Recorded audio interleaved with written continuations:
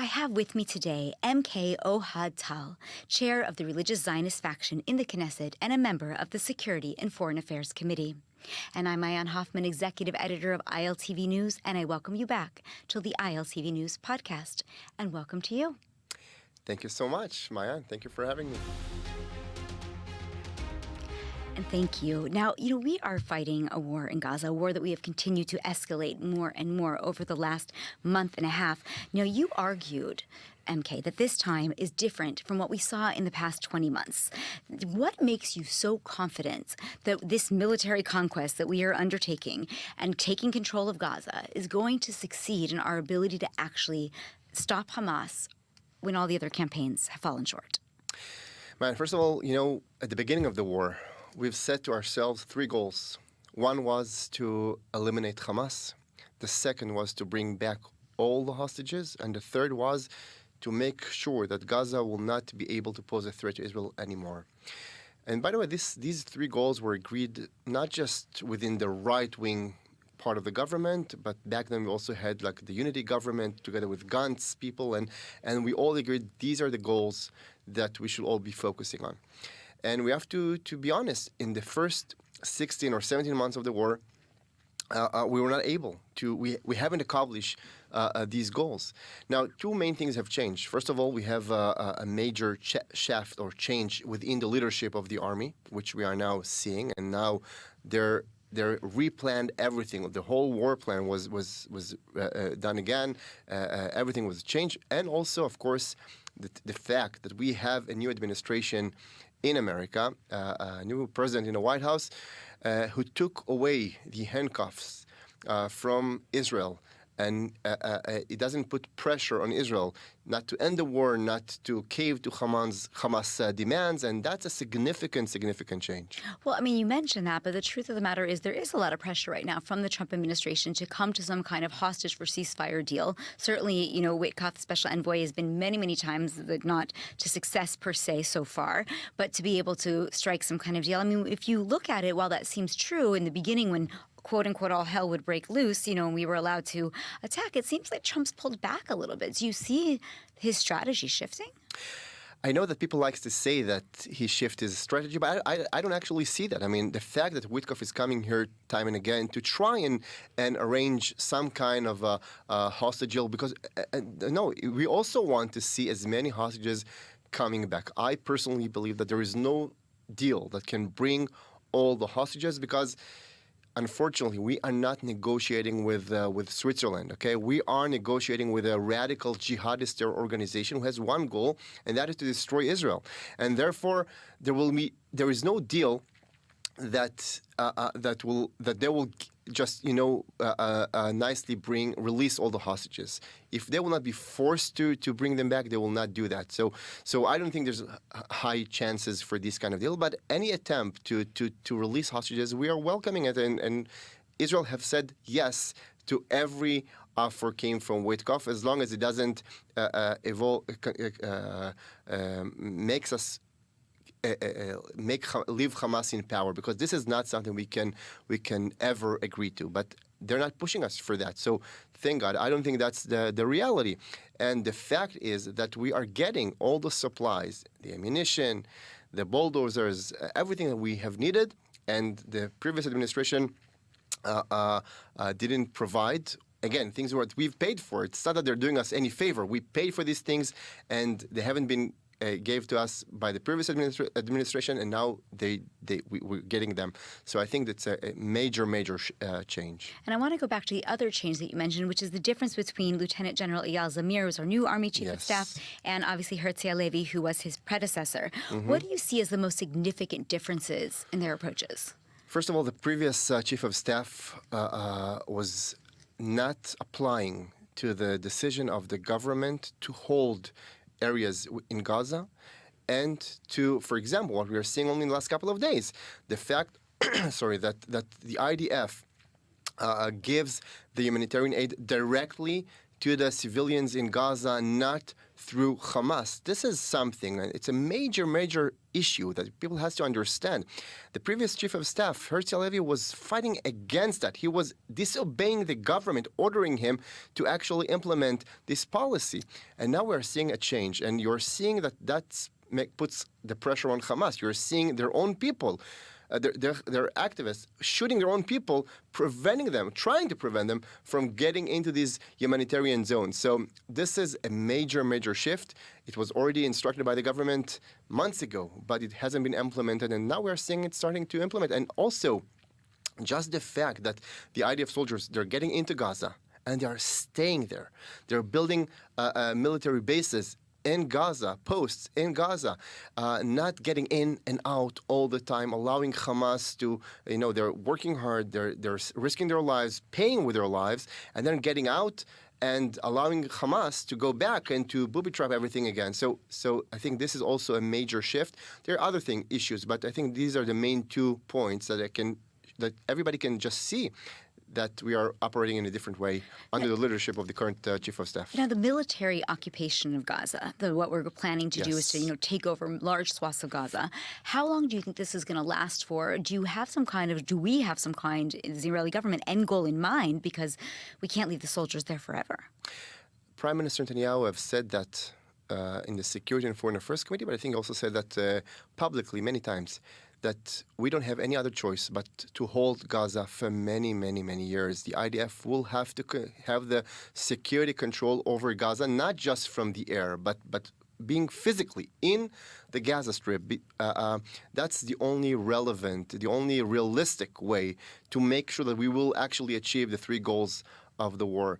Everything else is just, it's hallucination. It's to fool ourselves. We've tried to give Gaza to the Palestinians, to allow them to have a self-governing system, to have all the world and the guarantees from international guarantees that if there's only one rocket, I remember, in 2005 when we were demonstrating against the disengagement from Gaza, that if there's only one rocket coming out from Gaza, we will have all the legitimacy to do whatever we want. Well, we've seen 20 years of, my parents live in Sderot, 20 years of rockets coming out from Sderot, from Gaza onto Sderot and to many, many places in Israel. We have to make sure that we are holding the control over the Gaza Strip, and only the IDF can do it. Nobody's going to do the dirty work for us. So how does this differ? I mean, why not just move civilians into Gaza as well and let Jewish communities begin to spring up inside the Gaza Strip? We had, as you said, in 2005, the disengagement, which dismantled 10,000 plus Israelis from cities in or towns in Gush Katif. Yep. I mean, if we're going to be there for years, why not just rebuild? First of all, we might, you don't have to convince me. I'm all in favor of this approach. I believe that the only, if you want to really achieve victory, you have to ask yourself what your enemy view as a defeat, okay? And what is the price that they consider as a price? And we know what the answer is. We know that they don't care about how many people are dying in Gaza. They don't care. It's a joke for them. I mean, we are counting the number of civilians dying in Gaza. They don't care about it. Mm-hmm. They don't care about how many buildings are falling apart, because they know that, as they expected, that the IDF will withdraw from the Gaza Strip. The money from America, from Europe, from the Gulf will flood back into Gaza. We'll rebuild everything, maybe in a better way even, and it's a victory for them. The only price they consider as a price is the price of land. And this is why taking land from them will be the only price that they will pay, and will tell themselves, executing the massacre of October 7th was not worth it. And I think that's what we have to aim for. Now, I'm all in favor of returning Israeli villages into the Gaza Strip. I think that'll be appropriate, but it hasn't been decided by the government yet. And I think we have to make sure that the goals of the war are stayed in consensus, and that everybody is on board. Let's make sure that we are taking the security control over the Gaza Strip. Let's do that. And in 5 years, in 10 years, we have time to decide within Israeli society if the next step is building Israeli communities in Gaza. I'm in favor. And do you not think that the goal of military occupation and taking over Hamas might be at odds with the goal of getting those last 58 hostages, around 20 who are alive, back to Israel? Only forcing Hamas to release the hostages will make will give us a chance of really seeing all 58 of the hostages back home. Meaning using force against Hamas. Using force, that's the only way. That's the only way, again, realistically, because they understand exactly how the world works, okay? They understand that if they will release all 58 of the hostages, then they're losing all leverages that keeps them in power. So they will never voluntarily do that, okay? Only if you will force them, that's the only chance. Now, to be honest, I can't promise that we will be able to just use force and get the whole 58 back. I can't promise that because, I'm not even sure that they even know where all the 58 are. Okay? I mean, unfortunately, we only have about 20 of them alive. The rest are not. And I'm not sure if they have all the knowledge of where the bodies are. So it's very complicated. I cannot promise anything. I can only promise that we will do whatever we can to achieve all three goals of the war and not just one of them.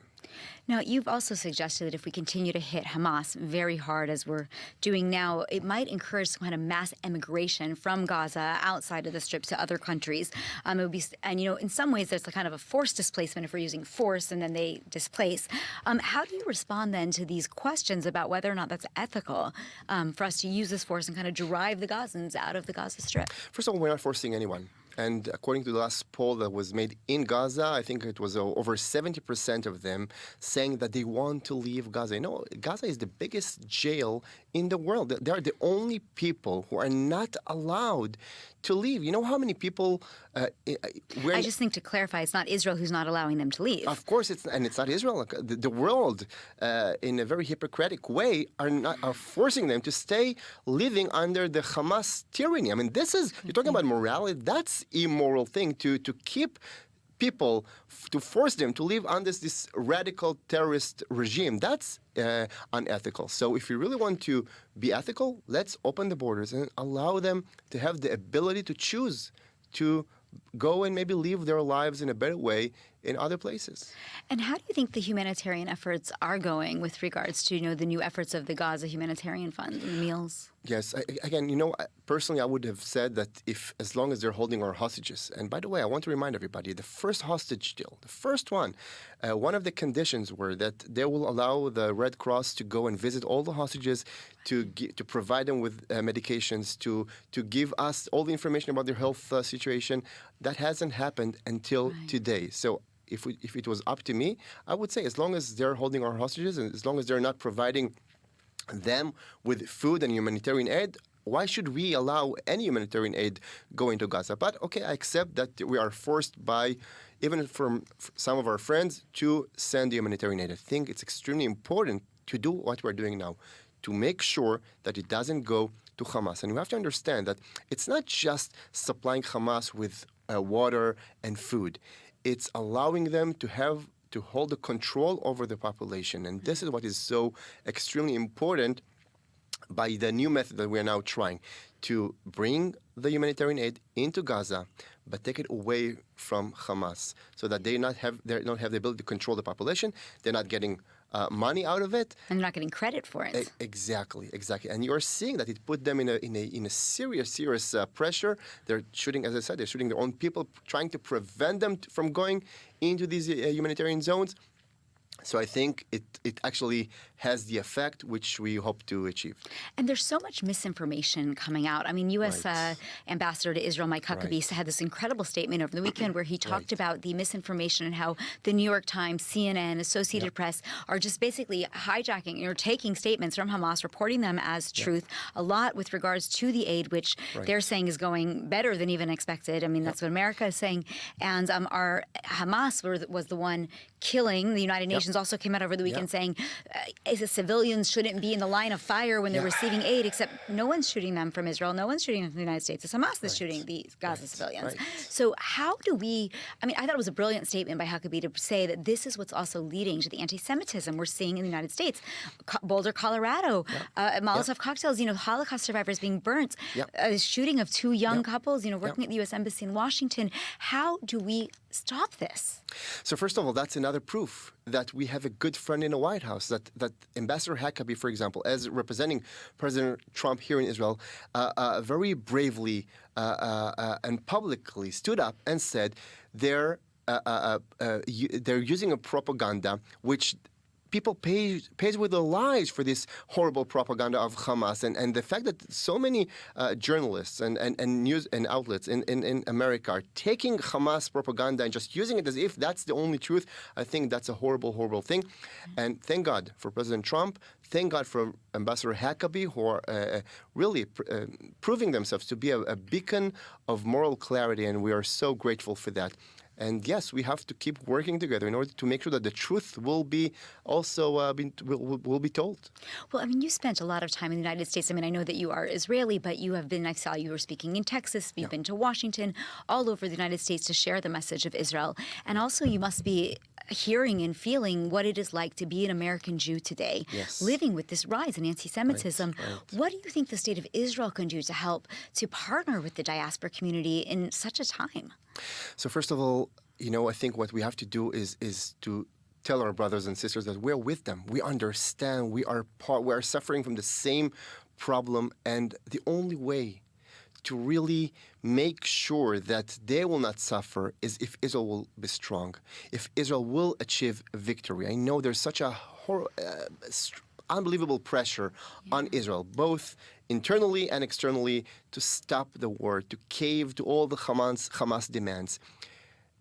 If Israel will cave to Hamas demands, it will have unbelievable implications, not just for Israel's future, but also for the future of Jews in the diaspora. Because weak Israel means only more incentive. It will only incentivize these radicals all over the world to take lives, Jewish life, and we should not allow that to happen. So we should be strong. We should keep on fighting. We should win the war. We should eliminate Hamas. That's number one, and we should work closer with our allies in all these countries. And look at what President Trump is doing, fighting anti-Semitism, taking away budgets from universities who are allowing this radical and anti-Semitism demonstrations to just to be uncontrolled. So I think steps are being taken to prevent that from happening.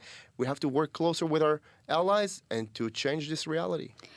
I mean, do you believe that American Jews will be able to continue to live in the United States? I know you're mentioning Donald Trump is doing incredible work. Certainly the White House is very different than the time of the Holocaust. Yet at the same time, I mean, these free Palestine, messages and kill all Zionists have become really mainstream in much of America, more than we think. It's not really that there is a silenced majority, but I know that the Voice of the People survey that came out from President Herzog polled Jews from all across the world, and more than 3/4 said that anti-Semitism is their number one concern. I mean, and you're looking at America where for about 100 years, we've been living safely, but it looks like it's shifting. You're right, and as you've said, it's not just in America.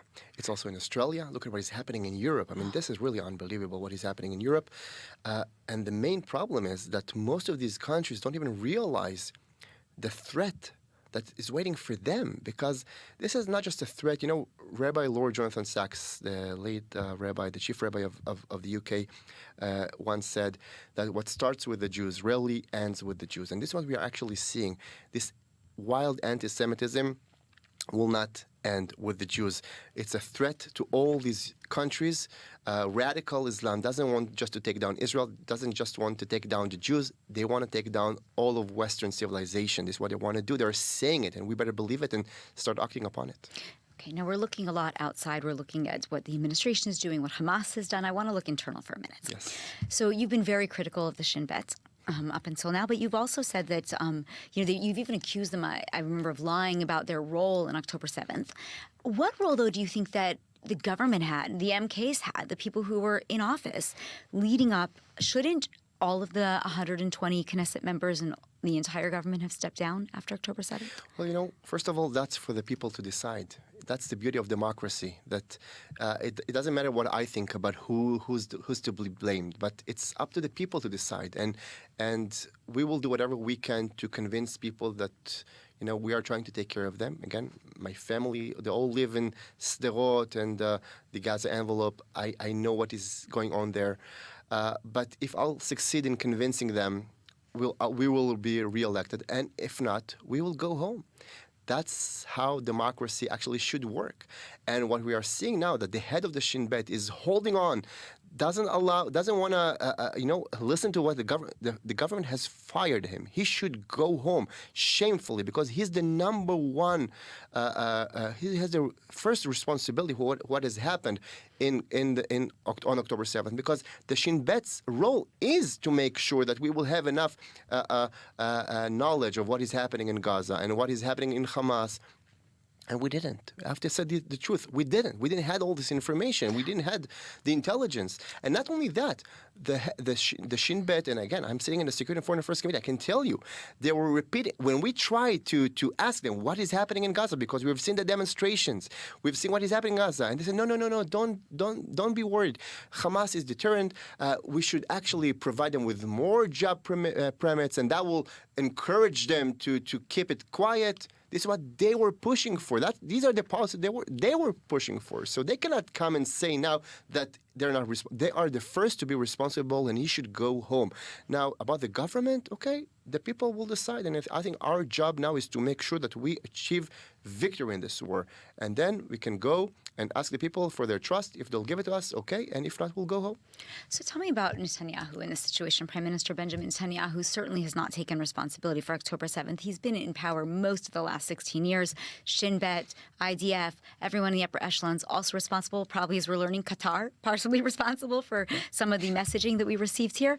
But what role does Netanyahu play in all this? I mean, I believe at one point you did say that Netanyahu should take responsibility for the 7th.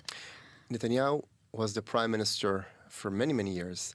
And for sure, he has responsibility for what has happened. I think personally, his main responsibility is appointing horrible people for the wrong positions, people who are coming from a very, very specific background, political background, who didn't obey many of his instructions. And that's a horrible, horrible thing. I think a prime minister, part of his responsibility is enforcing his policy over those who has to obey him, and that's the military, the Shin Bet, and the rest of the government. But again, he'll have to answer not to me, but to the people. He'll have to answer to the. We have to have an inquiry and to get to the bottom of what is the truth and what has actually happened. It's not in my hands. He has to answer to the people. When will there be a national inquiry, a full national inquiry? When we will succeed to achieve agreements of how we're gonna form this investigation. Unfortunately, we have to understand the people here in Israel are divided. Most of people, or at least half of the people, don't have trust in the judiciary. Okay, we believe that not only that they cannot be those who are investigating, because they personally have responsibility also for many of the decisions and the policies that were implemented in Gaza towards Hamas. So they cannot appoint those who are gonna make the inquiries. So I hope that we will succeed, and this is what I mean. We all want to get to the bottom of it, to find out what is the truth, so that we can all learn from our mistakes and we can really improve for the future. That should be the number one priority for everybody, and for that we need to have an inquiry, a committee that is agreed upon, that everybody can say, we trust what they're saying. Otherwise, it will just be a false inquiry. That makes sense. Now, you mentioned elections and that people will get to decide when elections happen. I think it's about a year until it would be legally the time that we need to hold elections. Most of the heads of, not Ronan Bar, we've had some challenges with him, as you mentioned, not walking home when he was fired, but most of the heads of the different areas that were responsible for October 7th have stepped down. The government, it made sense not to go to elections right away. I think everyone agreed when the war starts, you don't go to elections. Now it's been 20 plus months. Why not go to early elections now and let the people decide? Why to do that? Why? I mean, it doesn't make any sense. We are in the midst of a war. We have to achieve. Again, sometimes people think that it's a bonus achieving victory in a war. I've just heard an interview with a professor here in Israel who used to be a minister of education from the left-wing government, and she said that the IDF is the army for defending Israel, not an army who needs to achieve victory in a war. I mean, this is losing all.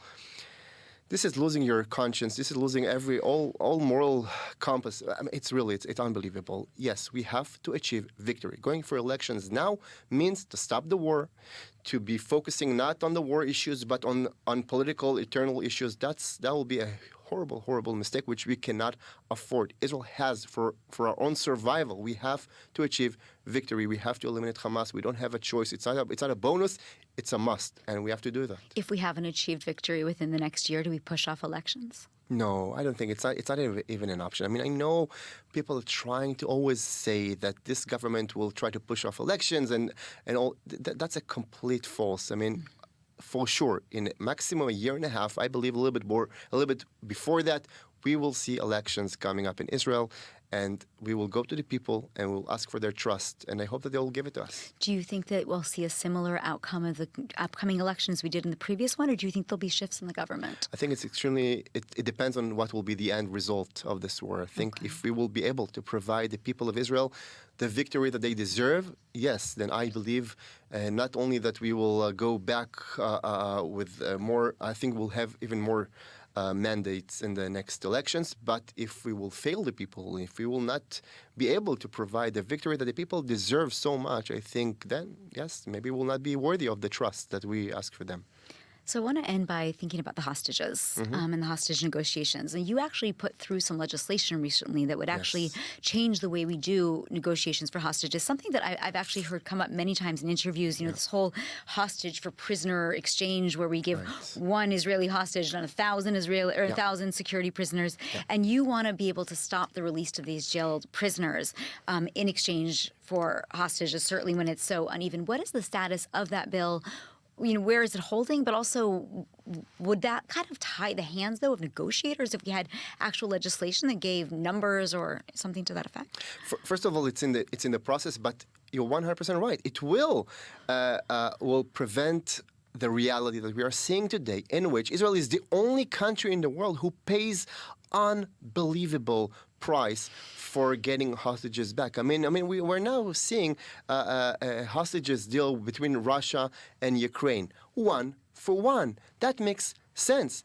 Paying with thousands of terrorists who will for sure, and as we've seen, Yahya Sinwar himself was released in the previous hostage deal of Iskat in Shalit deal. So do we have to repeat all the mistakes that we are doing again and again and expect different results? It doesn't make any sense. So after the Shalit deal, they assembled a committee. Not a right-wing government assembled a committee, but a left-wing. It was appointed by who was back then the defense minister, Ehud Barak. He assembled a committee with people from all the spectrum who came up with the conclusions of how Israel should address the issue of hostage deals.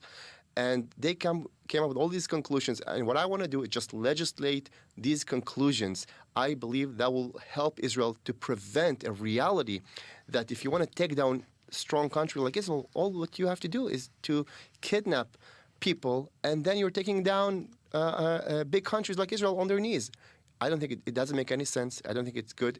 It only incentivizes terrorists to do these acts. I think we should stop that. So I don't disagree, but I also kind of want to play the devil's advocate here because if you say, well, we're not going to give 1,000 prisoners for one, then you might never get that one back. And what does that do to our soldiers' morale who know that they could be kidnapped on the front lines, or somebody living in the South where October 7th happened and knows that, God forbid, some other time, infiltration could happen and someone could be kidnapped, and they don't think that Israel will rescue them? It prevents this reality from happening. It takes away, when Hamas understand that Israel will never pay the price that they demand, it will take away their incentive to kidnap more Israelis. This is what it will do. Israel, before releasing all these thousands of prisoners in so many operations, like the Uganda operation, we have proven that our core fundamental values is to go wherever we needed, to do whatever is needed, to pay with our lives to release our brothers and sisters. This is what we will do, but not by paying horrible price with releasing terrorists who will kill more, who will only sending a message that terror pays. No, that's a wrong way to address this issue. All right. Any final sentiments? Anything else you want to share before we close up? I think that we are in critical days and months. We promised the people of Israel victory. We understand exactly what it means, and we should provide the people with the victory that we've promised. I think we don't have a choice. It's not, as I say, it's not a bonus. We have to do that for our own survival, and I believe it's also for the best sake of not just Israel, but for the entire Western world and civilization. We have to achieve victory, and we will do that. Thank you so much. Thank you very much.